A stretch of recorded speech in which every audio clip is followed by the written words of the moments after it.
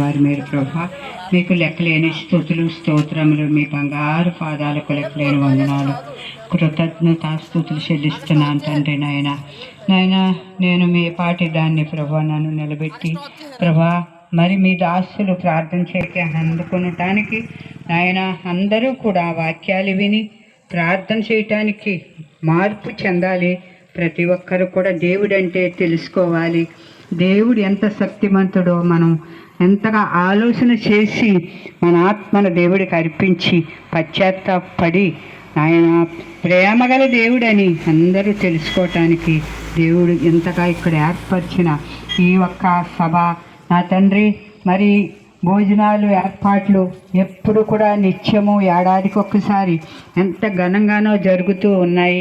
అవి ఈ సంవత్సరం ఇంకా ఎక్కువగా నాయన ప్రళయముగా చేశారు తండ్రి. నాయన మరి నీవు చేసుకున్నది ప్రభా, మేము మా వల్ల ఏమి కాదు. మా ప్రేమించటానికి మమ్మల్ని కాపాడటానికి నీ కరుణ ప్రేమ కనికారము చూపించారు ప్రభా. అలాగే ప్రభా ప్రతి ఒక్కరు భోజనానికి వచ్చినప్పుడు అందరికీ అమృత భాండవులు కురిపించాలి మీరు ప్రభా. మీ ఆత్మను అభిషేకించాలి ప్రభా.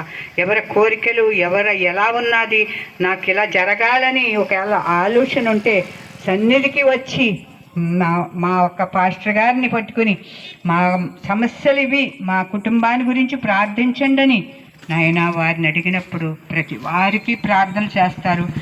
వాళ్ళు అడగకపోయినప్పటికీ